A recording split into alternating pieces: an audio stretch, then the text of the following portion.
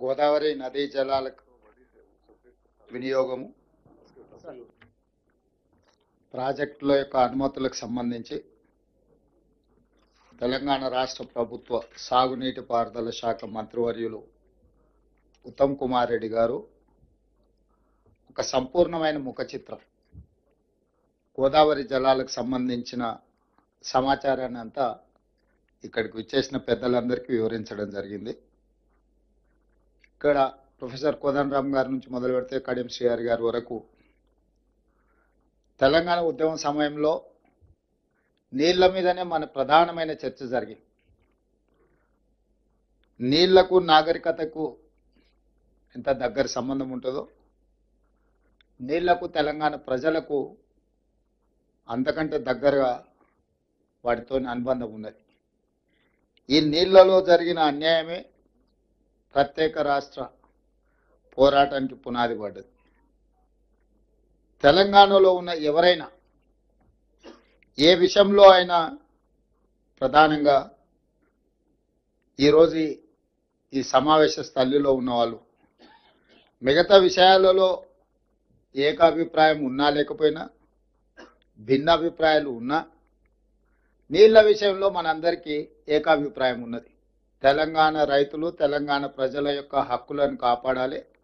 దానికి సంబంధించి తెలంగాణ ప్రజల యొక్క నీటి హక్కులను కాపాడాలంటే ఒకటి సాంకేతికంగా, రెండు రాజకీయపరమైన విధానము, మూడు న్యాయపరమైన విధానం. సమయం సందర్భాన్ని బట్టి వ్యూహాత్మకంగా వ్యవహరించి తెలంగాణ ప్రజల యొక్క హక్కులను కాపాడాలనేది ఈ సమావేశంలో ఉన్న అందరి ఆలోచన, ముఖ్య ఉద్దేశం. కానీ గత ప్రభుత్వం దాదాపుగా 9.5 సంవత్సరాలు ముఖ్యమంత్రిగా, 5 సంవత్సరాలు కేసీఆర్ గారు సాగునీటి పారుదల శాఖ మంత్రిగా, అంతకంటే ముందు 5 సంవత్సరాలు హరీష్ రావు గారు సాగునీటి పారుదల మంత్రిగా శాఖలు నిర్వహించారు. అంటే 9.5 సంవత్సరాలు ప్రత్యేక తెలంగాణ రాష్ట్రంలో హరీష్ రావు గారు, చంద్రశేఖర్ రావు గారే ఈ శాఖలు నిర్వహించడం జరిగింది. చాలా మంది ఆ పార్టీలో ప్రభుత్వంలో అనుభవజ్ఞులు ఉన్న ఈ శాఖ మాత్రం వారి దగ్గరనే ఉంది. వారు తెలంగాణ ప్రజల హక్కులను కాపాడతారు. తెలంగాణ ప్రజల యొక్క నీళ్లను వాళ్ళు మన ప్రాంతంలో ఉండే భూములకు తరలిస్తారనేదే వాళ్ళని నమ్మిన వాళ్ళందరి యొక్క విశ్వాసం. ఆ విశ్వాసాన్ని వమ్ము చేస్తూ నిర్లక్ష్యమో లేకపోతే అహంకారమో తెలియదు, వాళ్ళు తీసుకున్న నిర్ణయాలు తెలంగాణకు ఒక గుదిబండగా మరణశాసంగా తయారైనవి. ఈ ప్రాంతానికి ప్రధానంగా 2 నదులు, ఒకటి కృష్ణా నది, 2 గోదావరి నది. ఒక 2 నిమిషాలు కృష్ణా నది గురించి మనము చర్చించుకోవాల్సి వస్తే, కృష్ణా నది మహారాష్ట్రలో పుట్టి కర్ణాటక, తెలంగాణ, ఆంధ్రప్రదేశ్ ఆనాటి ఉమ్మడి రాష్ట్రానికి 811 టీఎంసీలు నికర జలాలు. నీళ్లను 3 రకాలుగా మనం చర్చించుకుంటాం: నికర జలాలు, మిగులు జలాలు, వరద జలాలు. నికర జలాలు అంటే గ్యారెంటీగా నీళ్లు వస్తాయనేది. మిగులు జలాలు అంటే అప్పుడప్పుడు కొంచెం అధికంగా సీజన్లో వానలు ఎక్కువ పడితే మిగులు జలాలు. వరద జలాలు అంటే అనుకోకుండా తుఫాన్లు వచ్చో లేకపోతే ఏదైనా కారణాల చేత విపరీతమైన నీళ్ళు వచ్చినప్పుడు వచ్చేటి వరద జలాలు. నీళ్ళని 3 రకాలుగా విభజించినప్పుడు నికర జలాల మీద స్పష్టమైన కేటాయింపులు జరిగినాయి. ఉమ్మడి ఆంధ్రప్రదేశ్కు 500, ఉమ్మడి ఆంధ్రప్రదేశ్లో 811 టీఎంసీల కేటాయింపులు జరిగితే, తెలంగాణ రాష్ట్రం వచ్చినప్పుడు 3 రాష్ట్రాలు కాస్త 4 అయినాయి. మహారాష్ట్ర, కర్ణాటక, ఉమ్మడి ఆంధ్రప్రదేశ్ నుంచి 4వ రాష్ట్రంగా కృష్ణానది పరివాహక ప్రాంతంలో తెలంగాణ రాష్ట్రం అవతరించింది. మరి ఆనాడు విభజన సందర్భంగా ఈ నీళ్ల కేటాయింపులు రాష్ట్రం ఏర్పడ్డ తర్వాత వివాదాలు వస్తాయనే ఆనాడు ముందస్తు ఆలోచనతోని మన్మోహన్ సింగ్ గారు అందరి సూచనలు తీసుకొని నదీ పరివాహక నిర్వహణ కమిటీలను, కృష్ణా రివర్ మేనేజ్మెంట్ బోర్డు, ఈ 2 రాష్ట్రాల యొక్క నీటి కేటాయింపుల నుంచి నీళ్ల వినియోగం వరకు వివాదాల పరిష్కారం కోసము ఒక రివర్ మేనేజ్మెంట్ బోర్డును అపాయింట్ చేసింది. ఏ రాష్ట్రానికైనా సమస్య ఉంటే రివర్ మేనేజ్మెంట్ బోర్డుకి వెళ్ళి విన్నవించుకుంటే వాళ్ళ ఎదురుగున్న రాష్ట్రాన్ని వివరణ అడిగి ఆ అనుమానాలను నివృత్తి చేయడము, లేకపోతే దానికి సంబంధించిన ఆదేశాలు ఇవ్వడానికి ప్రాజెక్టుల నిర్వహణతో పాటు కొత్తగా ప్రాజెక్టులు నిర్మించుకోవాలంటే కూడా రివర్ మేనేజ్మెంట్ బోర్డు అనుమతి తీసుకోవాలని ఆ రోజు ఆదేశాలు ఇచ్చింది. దాంట్లో భాగంగా కృష్ణా నదిలో ఉండే ప్రాజెక్టుల ప్రాతిపదికన నీటి విషయాలు చర్చకు వచ్చినప్పుడు 2015లో హరీష్ రావు గారు ఆనాటి ప్రభుత్వం అందరూ ఉమ్మడి రాష్ట్రానికి సంబంధించిన మరి 811 టీఎంసీలను ఏ విధంగా మనం వాడుకోవాలి ఏంది అని చర్చ వచ్చినప్పుడు హరీష్ రావు గారు ఈ ప్రభుత్వానికి ఆ రోజు విద్యాసాగర్ రావు గారు కూడా సభ్యులు, వారు సాగునీటి ప్రాజెక్టులకు సలహాదారులుగా ఉండే, వీళ్ళందరూ వెళ్ళి ఆ రోజు మీటింగ్ ఏర్పాటు చేసుకుని ఆ మీటింగ్లో ఒక సంతకం పెట్టుకున్నారు. ఇది 18-19 జూన్ 2015 నాడు. ఏమని 811 టీఎంసీలలో 512 టీఎంసీలు ఆంధ్రప్రదేశ్ వాడుకోవచ్చు, 299 టీఎంసీలు మేము తెలంగాణ వాడుకుంటాం, మాకు సరిపోతుందని చెప్పి మొట్టమొదటిసారి కృష్ణానది పరివాహక ప్రాంతంలో ఉన్న తెలంగాణ రైతాంగం పాలిట ఒక మరణ శాసనాన్ని ఆనాటి ప్రభుత్వం మొట్టమొదట సంతకం పెట్టి వచ్చి ఒప్పందాలు చేసుకొని వచ్చి, ఆ ఒప్పందం వచ్చినప్పుడు కూడా మేము అందరం అభ్యంతరం పెట్టినాం. కృష్ణానది పరివాహక ప్రాంతం 88%, 68% తెలంగాణ ప్రాంతంలో ఉంది, 32% ఆంధ్రప్రదేశ్ మీద ఉన్నది. కాబట్టి పరివాహక ప్రాంతం ప్రకారం అంతర్జాతీయ జల విధానంలో పరివాహక ప్రాంతానికే ఎంత పరివాహక ప్రాంతం ఉంటే నీటి కేటాయింపులు అన్ని జరగాలి. 68% తెలంగాణ ప్రాంతంలో పరివాహక ప్రాంతం ఉన్నది కాబట్టి దాదాపుగా 555 టీఎంసీలు తెలంగాణకు వస్తాయి, మిగిలిన వాటిని మాత్రమే ఆంధ్రప్రదేశ్కి ఇవ్వాలని ఒక చర్చ తీసుకొచ్చి దాని ప్రకారం దీన్ని ఫైనల్ చేయాలని river management board Krishna tribunal ముందు కూడా మనం ఆర్గ్యుమెంట్స్ వినిపించడానికి అన్ని రకాలుగా ఏర్పాట్లు చేసినాం. అయినా చంద్రశేఖరరావు గారు, హరీష్ రావు గారు 2015లో సంతకం పెట్టిందే కాకుండా 2020లో కూడా మళ్ళీ ఇన్ని వివాదాలు జరిగినా మళ్ళీ రీకన్ఫర్మేషన్ చేశారు మీటింగ్కి వెళ్ళి. ఏమని మాకు 299 టీఎంసీలు చాలు తెలంగాణకు, 512 టీఎంసీలు ఆంధ్రప్రదేశ్ వాడుకోమని. దాదాపుగా 9.5 సంవత్సరాల మనకు కేటాయించిన 299 టీఎంసీలు కూడా ఏ రోజు తెలంగాణ వాడుకోలేదు. హైయెస్ట్ తెలంగాణ వాడుకున్నది ఎంత అంటే 220 టీఎంసీలు మాత్రమే, అది కూడా ఎప్పుడో ఒకసారి వాడుకున్నారు. ఈ 9.5 సంవత్సరాలలో ప్రధానమైన ప్రాజెక్టులు కృష్ణానది మీద నిర్మించిన కల్వకుర్తి నీటి కేటాయింపుల విషయంలో కానీ, పాలమూరు రంగారెడ్డి ఎత్తిపోతల కేటాయింపుల విషయంలో కానీ, నిర్మాణంలో ఉన్న ఎస్ఎల్బిసి కావచ్చు, భీమా కావచ్చు, నెట్టంపాడు కావచ్చు, కోయిల్ సాగర్ కావచ్చు, కల్వకుర్తి కావచ్చు, లేకపోతే పాలమూరు రంగారెడ్డి ఎత్తిపోతల కావచ్చు, సీతారామసాగర్ కావచ్చు, ఇట్లా మహబూబ్ నగర్, రంగారెడ్డి, నల్గొండ, ఖమ్మం వరకు కృష్ణానది మీద ఉన్న ప్రాజెక్టులకు నీటి కేటాయింపులకు అనుమతులు తీసుకురావాలి, నిర్మాణాలను పూర్తి చేయలేదు. దీనివల్ల మనం ఏవైతే కేటాయింపులు జరిగిన 299 టీఎంసీలు కూడా మనం వాడుకునే పరిస్థితి లేకుండా తెలంగాణకు పూర్తిగా అన్యాయం జరిగింది. నిజంగానే ఆ ప్రాజెక్టులు పూర్తి చేస్తే మన ప్రాజెక్టులు పూర్తి అయినప్పుడు ఆ 299 వాడుకోవడమే కాదు, మనకు 555లో మన హక్కు ఏ విధంగా ఉందో కొట్లాడి మనం అది సాధించుకోవడానికి అవకాశం ఉండే. ప్రతిసారి ఆంధ్రప్రదేశ్ మన పాలమూరు రంగారెడ్డి ఎత్తిపోతల లేకపోతే కల్వకుర్తికి నీటి కేటాయింపులు వచ్చినప్పుడల్లా వాళ్ళు అభ్యంతరాలు పెట్టేవాళ్ళు. మాకు కృష్ణా డెల్టా ప్రాంతంలో ఆయకట్టు స్థిరీకరించబడ్డది, మా ప్రాంతానికి మొత్తం మా స్థిరీకరించిన ఆయకట్టుకు నీళ్లు వాడుకున్నాకనే మిగులుతూనే తెలంగాణ తీసుకోవాలని ఒక వాదన తీసుకొచ్చి ఏ రోజు కూడా మన కేటాయింపుల విషయంలో స్పష్టమైన ఆదేశాలు తీసుకోవడానికి అభ్యంతరం పెడితే అండర్ కన్స్ట్రక్షన్లో ఉన్న ప్రాజెక్టులు పూర్తి చేసి ఉంటే మన సమస్యకు పరిష్కారం దొరికి ఉండేది. కానీ ఏ రోజు కూడా చంద్రశేఖరరావు గారు ఆ దిశగా పనులు పూర్తి చేయలేదు. 9.5 సంవత్సరాలైనా ఉమ్మడి రాష్ట్రంలో మొదలుపెట్టిన ప్రాజెక్టులు అక్కడనే ఉన్నాయి. ఇప్పుడు అవే వారసత్వం మనకు వచ్చింది. ఇప్పుడు మనము నిరంతరం ప్రయత్నం చేస్తున్నాం ప్రాజెక్టులను ఏ విధంగా పూర్తి చేయాలో, దీనికి కేంద్ర ప్రభుత్వం నుంచి ఏ విధంగా నీటి కేటాయింపులను సాధించుకోవాలని. కానీ కేంద్ర ప్రభుత్వం కూడా ఈ సమస్యను పరిష్కరించాలన్న ఆలోచన, దీనికి శాశ్వతమైన ఒక విధానాన్ని ఇవ్వడం ద్వారా ఈ సమస్యను పరిష్కరిద్దామని 10 సంవత్సరాలు 11 సంవత్సరాలుగా కూడా మోడీ గారి ప్రభుత్వం దీని మీద దృష్టి పెట్టలేదు. ఈ సమస్యల్ని పరిష్కరించుకోవడానికి టెక్నికల్ కమిటీ, అంటే ఈ ప్రాజెక్టులకు సంబంధించిన సాంకేతిక అంశాలు చర్చించడానికి టెక్నికల్ ఆఫీసర్స్ కమిటీ, దీనిపైన చర్చించడానికి ఆఫీసర్స్ కమిటీ, ఎగ్జిక్యూటివ్ ఆఫీసర్స్ అంటే ఐఏఎస్లతోని, ఆ పైన సమస్యలు వచ్చినప్పుడు మాట్లాడుకోవడానికి ఒక మినిస్టర్ లెవెల్స్ కమిటీ, ఆ పైన apex council. Apex council chairperson వచ్చేసి జలశక్తి మినిస్టర్, మెంబర్స్గా 2 chief ministers are members, Andhra Pradesh and Telangana. ఈ అపెక్స్ కౌన్సిల్ మీటింగ్లో ఒకవేళ ఇక్కడ పరిష్కారం కానప్పుడు 2015లో ఉమాభారతి గారి నేతృత్వంలో జరిగినప్పుడైనా, తర్వాత ఫడ్నవీస్ గారు అయినప్పుడు ఆన్లైన్లో చంద్రశేఖరరావు గారు పోయి మాట్లాడినప్పుడైనా, కృష్ణానదిలో మన వాటాలు, మన ప్రాజెక్టుల యొక్క నీటి కేటాయింపులకు వారు ఎప్పుడూ వాదించలేదు. వారు ఏ రోజు కూడా సాధించాలన్న చిత్తశుద్ధితో కూడా వారు ముందుకు పోలేదు. దాంతోనే ఆ సమస్య అట్లనే ఉండిపోయింది. ఇప్పుడు అది జటిలంగా మారింది.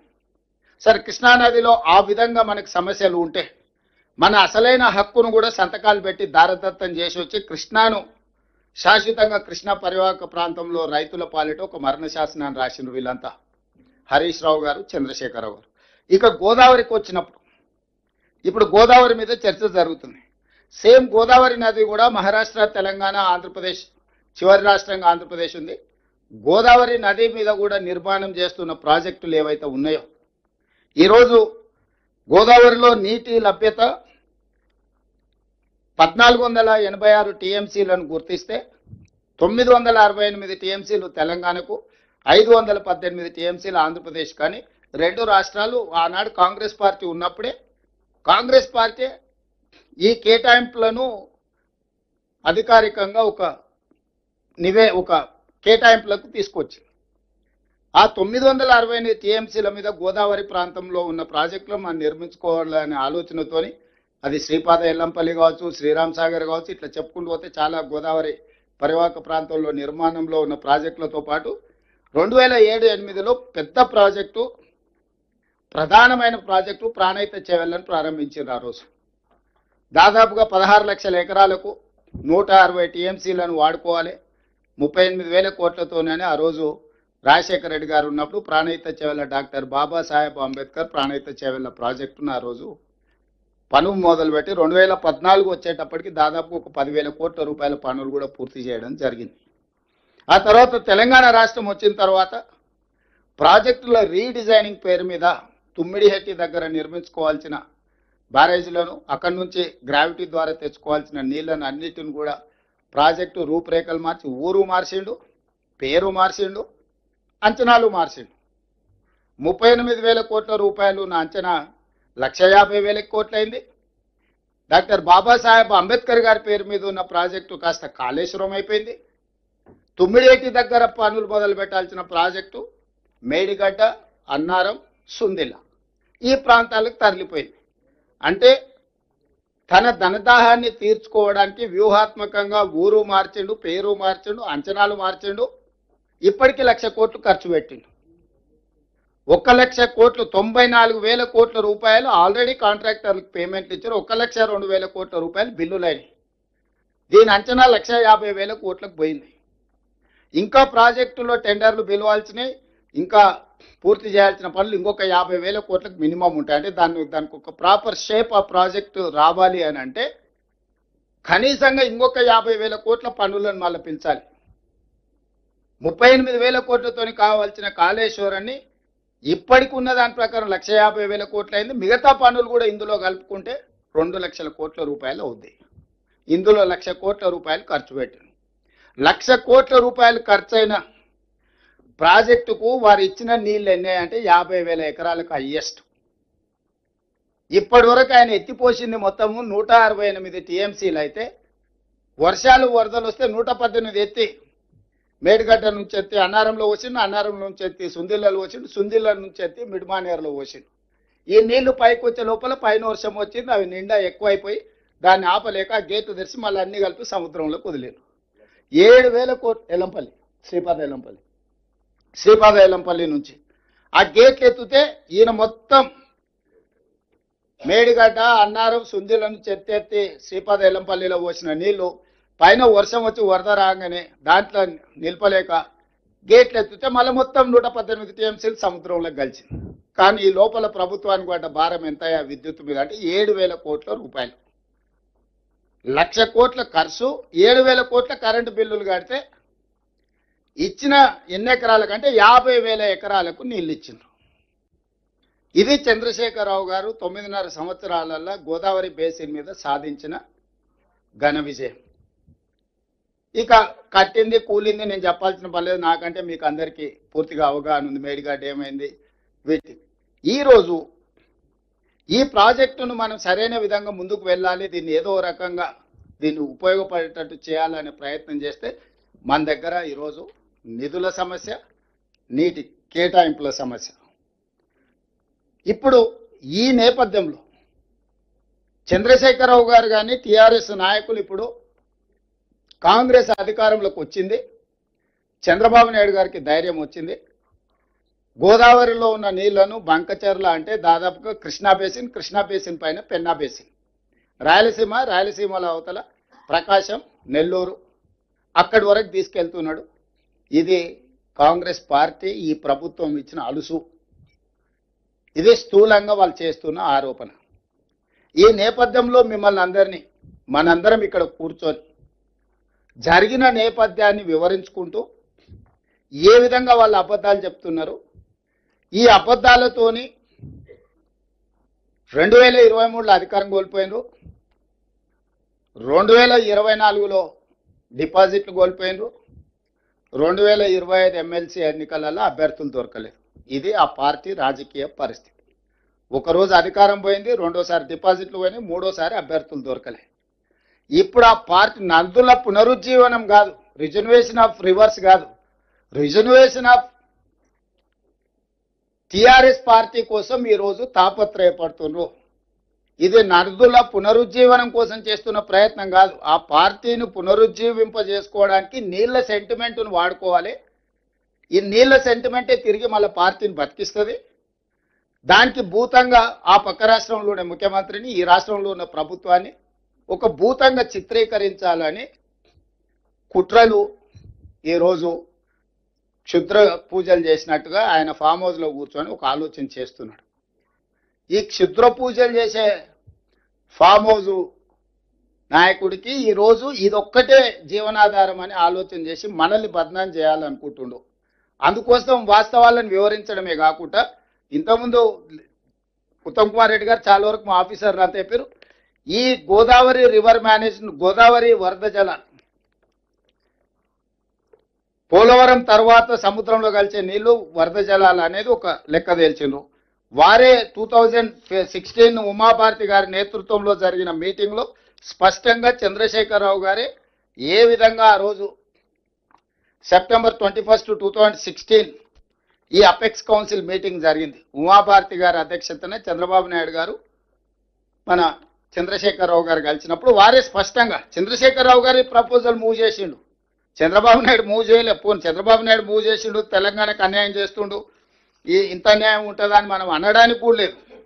స్పష్టంగా ఈ 8 పేజీల మీటింగ్ మినిట్స్ ఇది ఇక్కడ ఉన్న కాగితం తర్వాత సీఎంఓ నుంచి మీకు అందరికి ఇస్తారు. 8 పేజీలలో ఏం జరిగింది, ఏం చర్చ. దాంట్లో 6వ పేజీలో సెకండ్ పారాగ్రాఫ్లో స్పష్టంగా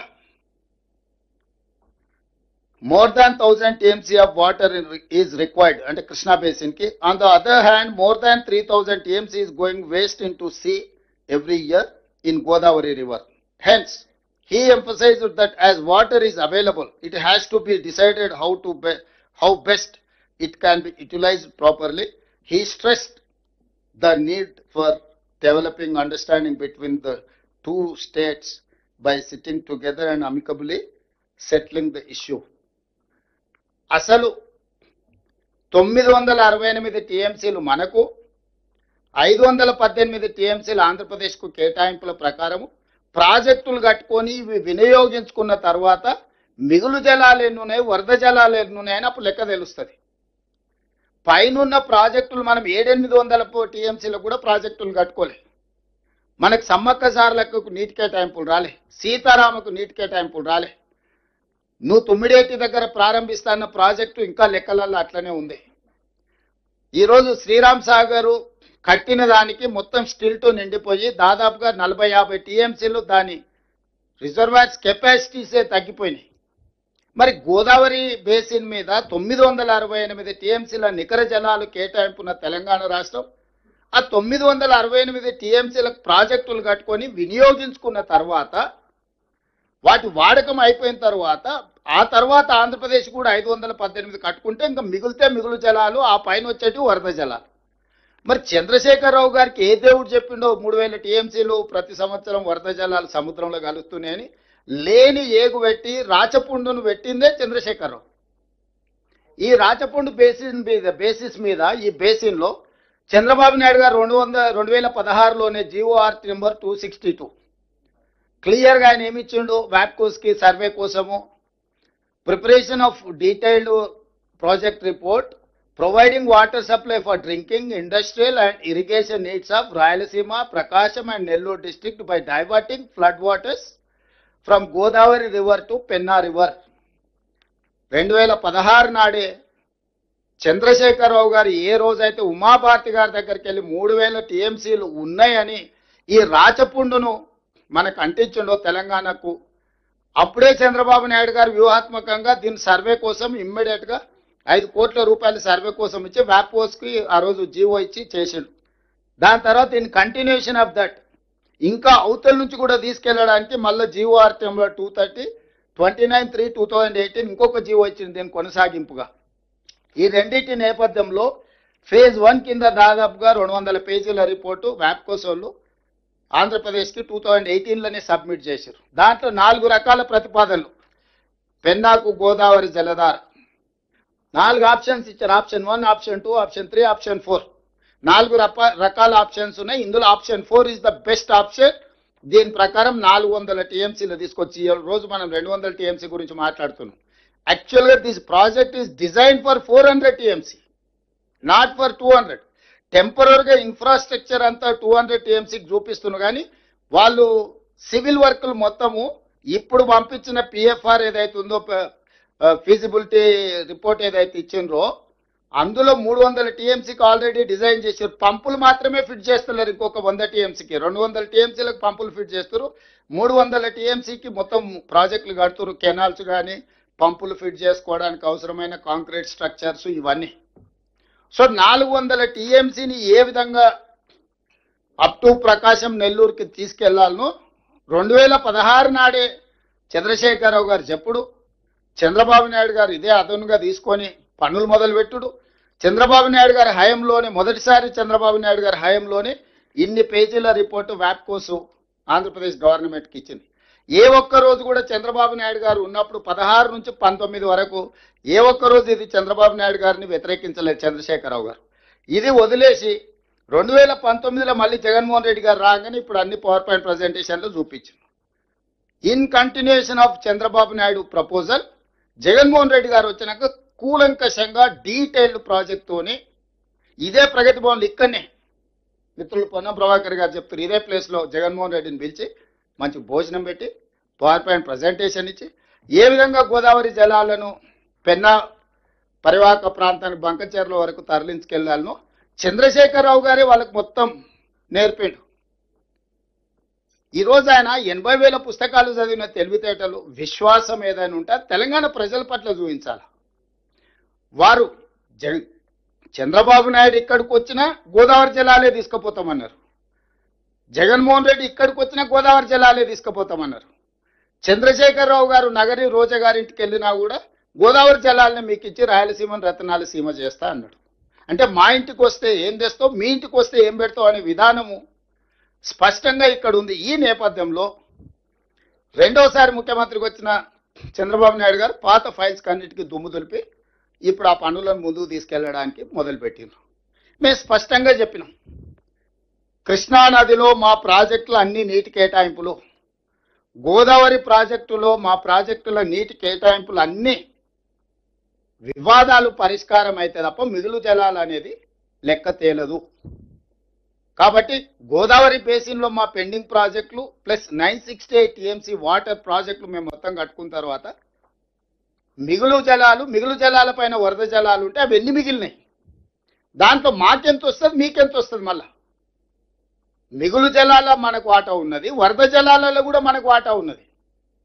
నికర జలాలలో ఏ విధంగా అయితే ప్రపోర్షనేట్ గా 968 టీఎంసీ మనకు 518 టీఎంసీ ఆంధ్రప్రదేశ్కి వచ్చిందో అదే విధంగా గోదావరిలో ఉండే మిగులు జలాలు కావచ్చు, గోదావరిలో ఉండే వరద జలాలు కావచ్చు, ప్రపోర్షనేట్ గా తెలంగాణకు కూడా ఒక రైట్ వస్తుంది. ఇవన్నీ చర్చించుకోవాలంటే ఆఫీసర్స్ లెవెల్లో ఫస్ట్ డిస్కషన్ జరగాలి. ఆ తర్వాత అక్కడ ఇది కాకపోతే మన మంత్రుల కమిటీలో జరగాలి. అక్కడ కూడా పరిష్కారం కాకపోతే అపెక్స్ కౌన్సిల్లో కూర్చొని మాట్లాడుకోవాలి. అప్పుడు మాత్రమే నికర జలాల లెక్కలు తేలిన తర్వాత మిగులు వరద జలాల మీద చర్చ జరుగుతుంది. మిగులు వరద జలాలలో తెలంగాణకి ఎంత వస్తుందో కూడా లెక్క రాసుకోవాలంటున్నాం మేము. ఇప్పుడు సింపుల్ గా సముద్రంలోకి వెళ్తున్నాం, మేము తీసుకెళ్తున్నాం. చంద్రశేఖరరావు గారు 2016 నుంచి 2023 వరకు మాకు సంపూర్ణంగా సహకరించిండు. మా ఎడారిగా మారిన రాయలసీమను రతనాలు సీమ చేస్తా అన్నాడు. కేవలము రాగి సంకటి రొయ్యల పులుసుకే మాకు ఇంత అవకాశం ఇచ్చిండు చంద్రశేఖరరావు గారు. ఉత్తమ్ కుమార్ రెడ్డి, రేవంత్ రెడ్డి ఎందుకు అడ్డం పడుతున్నారు అని ఇప్పుడు వాళ్ళ బాధ. ఉత్తమ్ కుమార్ రెడ్డికి, రేవంత్ రెడ్డికి రొయ్యల పులుసు కానీ రాగి సంకటితో పనిలేదు. తెలంగాణ ప్రజల యొక్క హక్కులతోనే మాకు సంబంధం. వ్యక్తులు ఎవరికైనా పరిచయం ఉండవచ్చు. వ్యక్తులు పరిచయం ఉన్నంత మాత్రాన రాష్ట్ర రైతాంగం యొక్క హక్కులను తాకట్టు పెడతామా? ఈ తెలంగాణ రాష్ట్రం ఇచ్చిందే కాంగ్రెస్ పార్టీ. ఈ తెలంగాణ రాష్ట్రాన్ని కాపాడుకోవాలనే తాపత్రయం ఉన్నది కాంగ్రెస్ పార్టీకి. ఆ కాంగ్రెస్ పార్టీ ఈరోజు తెలంగాణ రాష్ట్రంలో ప్రభుత్వం ఉంది. మేము అహంకారంతోనో నిర్లక్ష్యంతోనో గొప్పల కోసం వ్యవహరించదలుచుకోలేదు. మేము సాంకేతికంగా అంశాలను ప్రభుత్వాల ముందు, రాజకీయపరమైన విధానంతో ప్రజల ముందుకు, న్యాయపరమైన విధానాలతోని ఎక్కడ కొట్లాడాలనో అక్కడ కొట్లాడతాము. అందుకే ఈరోజు నేను ఆంధ్రప్రదేశ్ ముఖ్యమంత్రి గారికి సూచన చేస్తున్నా. పైనున్న ప్రాంతం మాది, మీరు వదిలితేనే కదా మాకు వస్తుంది అని అంటారు. బాగానే ఉంది, నదీ పరివాహక విధానం కరెక్టే. కానీ కిందున్న ప్రాంతం పైనున్న రాష్ట్రం యొక్క నికర జలాల ప్రాజెక్టులకు కూడా ఎందుకు అభ్యంతరాలు పెడుతున్నారు? మీరు మొట్టమొదట బ్లాంకెట్గా మాకున్న మా హక్కులు కృష్ణానది జలాలు, పట్టిసీమ జలాలు గోదావరి నుంచి మీరు తాత్కాలికంగా కృష్ణా బేసిన్, కృష్ణా డెల్టాకి తీసుకెళ్ళారు 90 టీఎంసీలు. ఆ 90 టీఎంసీల నీళ్ళలో 45 టీఎంసీలు మాకు కృష్ణా బేసిన్లో అదనంగా రావాలి.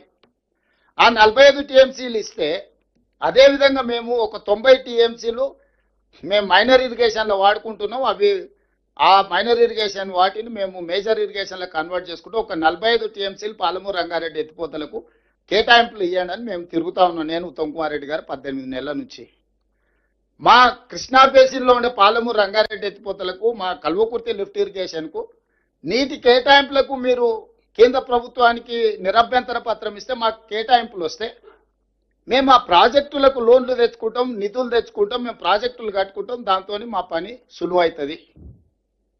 మీరు వాటికి వచ్చినప్పుడు కృష్ణా బేసిన్లో ఉండే ప్రాజెక్టులకు అభ్యంతరాలు పెడుతున్నారు, గోదావరి బేసిన్లో ఉండే ప్రాజెక్టులకు అభ్యంతరాలు పెడుతున్నారు.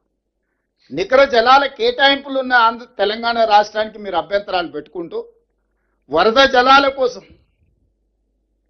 మూడో పంట కోసం మీరు తాపత్రయపడుతున్నారు. మొదటి పంటకే మాకు లేవు, మా తాగునీళ్ళకే మాకు సమస్య ఉన్నది. మీరు కూడా ముందుకు వచ్చి సహకరించాలి కదా ఆంధ్రప్రదేశ్ ముఖ్యమంత్రి గారు. ఈ సమస్యలు ఒకవైపున పరిష్కారం కావు, ఒకవైపు నిర్ణయాలతో ఇది ముందుకు పోదు. ఇరువైపులో చర్చించుకోవాలి. చర్చల ద్వారానే పరిష్కారం వస్తుంది. కేంద్ర ప్రభుత్వం పెద్దన పాత్ర పోషించాలి చట్టపరంగా. Apex council chairperson is Jal Shakti minister.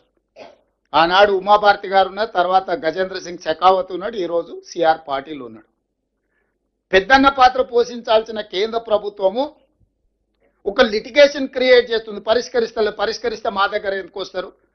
ఈ పంచాయతీ ఇట్లుంటేనే ఇద్దరు మా దగ్గరకు వస్తారు కదా, అప్పుడు ఇద్దరు జుట్టు పట్టుకొని ఆడించవచ్చు అని కేంద్ర ప్రభుత్వం యొక్క విధానం. ఇన్ని మాటలు మాట్లాడే కిషన్ రెడ్డి గారు ఎందుకు ఈ నీటి కేటాయింపులకు సంబంధించి బాధ్యత తీసుకోరు? కేంద్ర మంత్రి కదా ఆయన, యూనియన్ క్యాబినెట్ మినిస్టర్.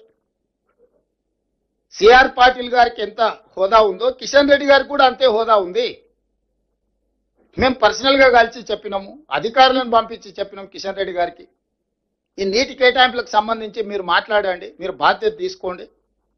ఇప్పుడు అదే ఆంధ్రప్రదేశ్ నుంచి రామ్మోహన్ నాయుడు నుంచి అందరూ పోయి ఆడ కూర్చొని ఆంధ్రప్రదేశ్కు నీళ్ళు ఎట్లా తీసుకుపోవాలనో table to table, office to office తిరుగుతున్నారు ఆంధ్రప్రదేశ్ మంత్రులు, ఆంధ్రప్రదేశ్ నుంచి కేంద్రంలో ఉన్న మంత్రులు.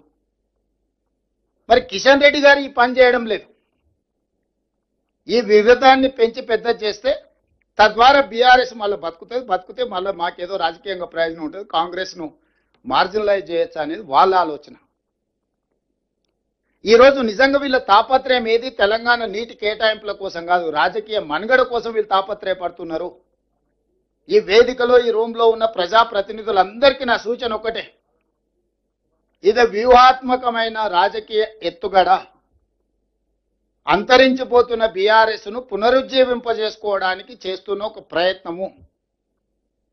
దింపుడు గల్లం ఆశ అంటారు కదా, ఈరోజు దింపుడు గల్లం ఆశతోటి నదీ జలాలను అడ్డం పెట్టుకొని దీన్ని వివాదాన్ని సృష్టించి మన మీద బురద జల్లి మనల్ని దోషులుగా నిలబెట్టి రాజకీయ లబ్ధి పొందాలనుకుంటున్నారు.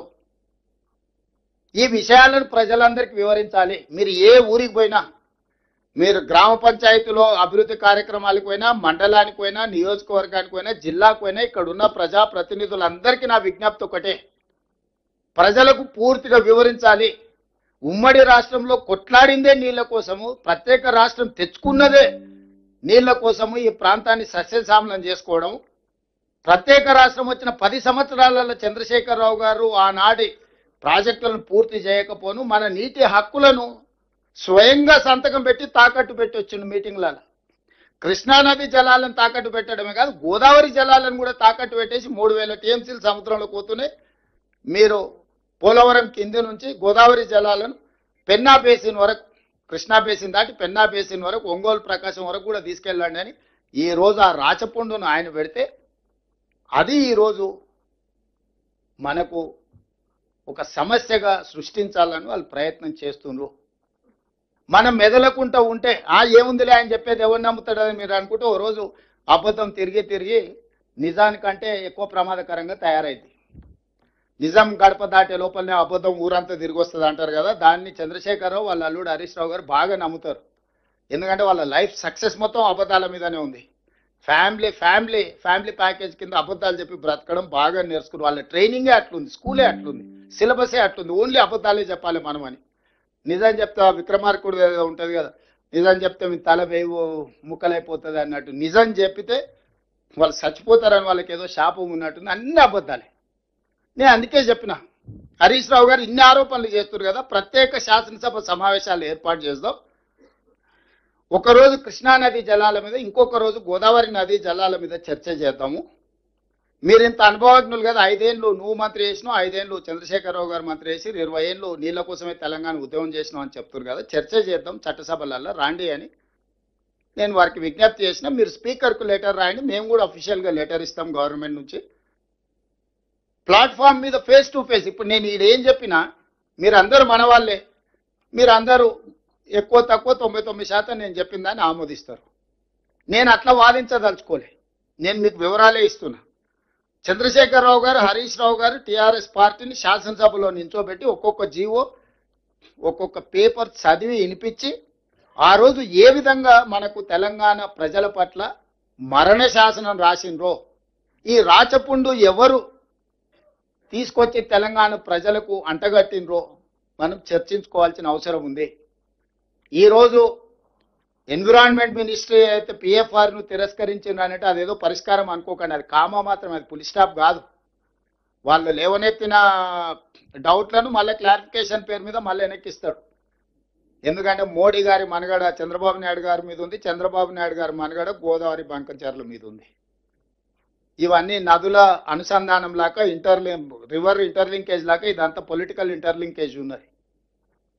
అందుకోసమనే ఇది మన తెలంగాణలో కడుతున్న ప్రాజెక్టులు కానీ తెలంగాణకు కేటాయించిన నీళ్లను పక్కాగా లెక్కలు రాసి మన కేటాయింపులు జరిగినప్పుడే ఈ సమస్యకు పరిష్కారము. ఇది ఒక రోజు, ఒక నెల, ఒక సంవత్సరంలోనూ తేలే వివాదం కాదు. అందుకే ఈ హాల్లో ఉన్న ప్రతి ప్రజాప్రతినిధి దీన్ని నేర్చుకోవాలి. ప్రతి గ్రామంలో, మండలంలో, జిల్లాలో మీరు అంశాన్ని ఖచ్చితంగా మీరు ఏదైనా ఉపన్యాసం ఇవ్వండి. ఒక 5 నిమిషాలు ప్రజలకు ఇది వివరించాలి, ఏ విధంగా చంద్రశేఖరరావు గారు తెలంగాణ రైతులకు ద్రోహం చేసిండో, రాష్ట్రం వచ్చిన తర్వాత కూడా మన నీళ్ళని ఎట్లా ఆంధ్రప్రదేశ్కు తాకట్టు పెట్టిండో. ఆ రోజు ఆయన ఇప్పుడు వీడియోలో చూసిరు ఆయన గొప్పల కోసం ఎట్లా మాట్లాడుతుండో, కొందరికి నచ్చదు, కొందరు కడుపు నొప్పి ఉంటుంది, కొందరికి అది ఉంటుంది. అసలు ఆలోచన ఎందుకు వస్తుంది ఆయనకి? ఎవరికో కడుపు నొప్పి ఉంటుందని, ఎవరికో బాధ ఉంటుందని, అంటే ఎవరన్నా ఆయన ఏమన్నా అనేరు కానీ అని ముందుగానే మన మీద బురద చల్లుతున్నాడు. మన ఉద్దేశాలను, మన ఆలోచనలని తప్పు పట్టాలన్నట్టుగా. చంద్రశేఖరరావు గారు శాశ్వతం కాదు. చంద్రశేఖరరావు గారు సృష్టించిన సమస్యలు శాశ్వతం కాదు. నీటి కేటాయింపులే శాశ్వతం, మన హక్కులు శాశ్వతము.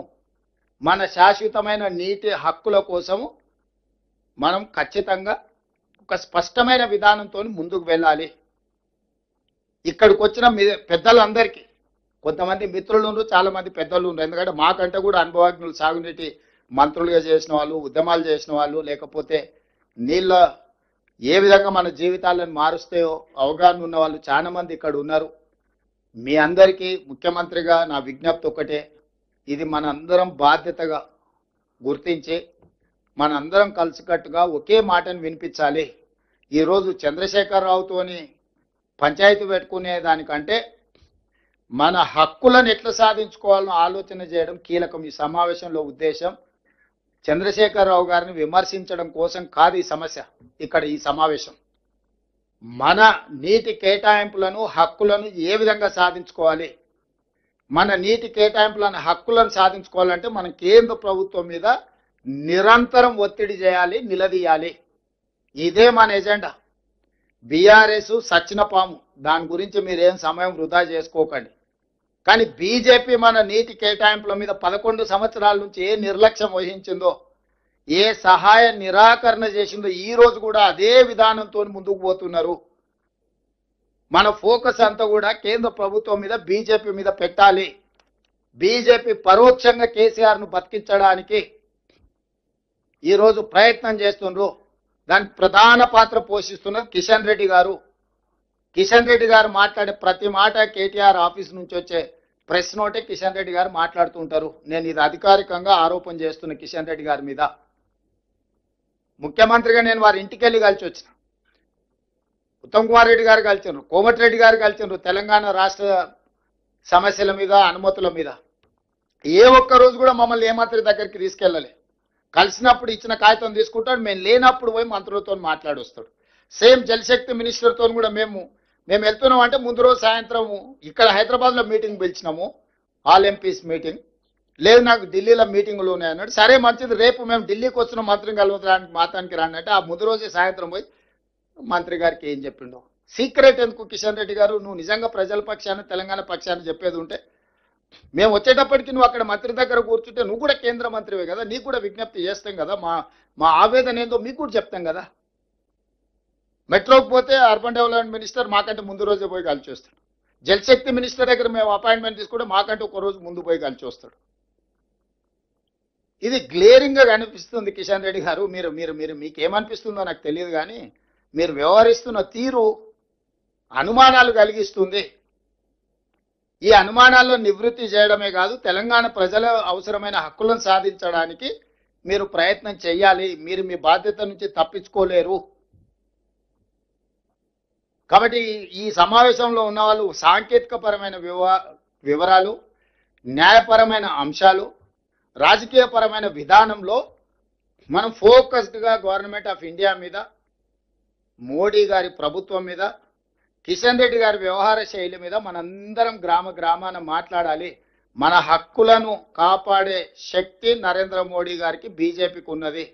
రాష్ట్రాల యొక్క హక్కులను కాలరాయడానికి వాళ్ళకి 8 మంది ఎంపులను ఇవ్వలేదు. ఇది సుస్పష్టం.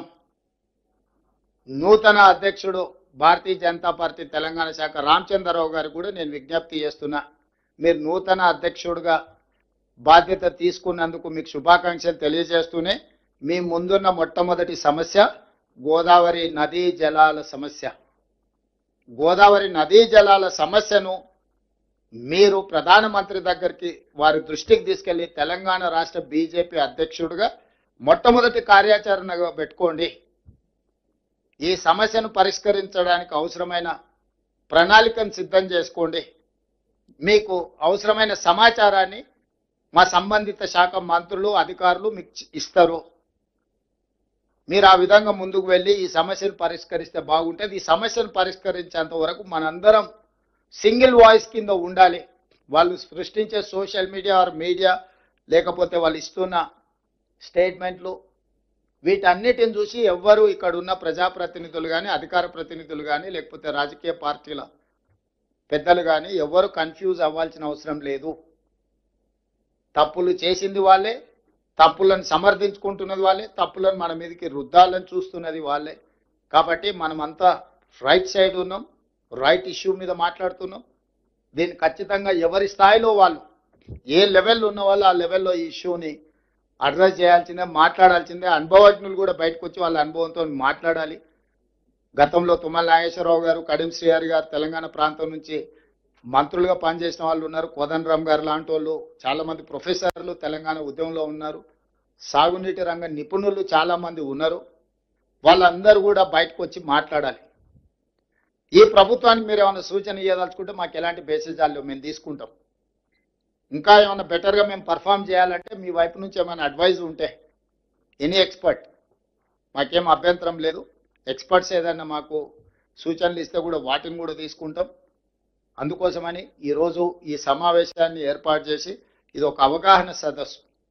కృష్ణానది జలాలు, గోదావరి జలాలు, వాటి నేపథ్యంలో చట్టాలు, ఈరోజు రాజకీయ పార్టీలు మాట్లాడుతున్న లేవనెత్తుతున్న అంశాలను అన్నిటిని కూడా ఒకసారి మీ అందరితో పంచుకోవాలన్న ఆలోచన, మీకు అందరికీ వివరించాలి వాస్తవాలను.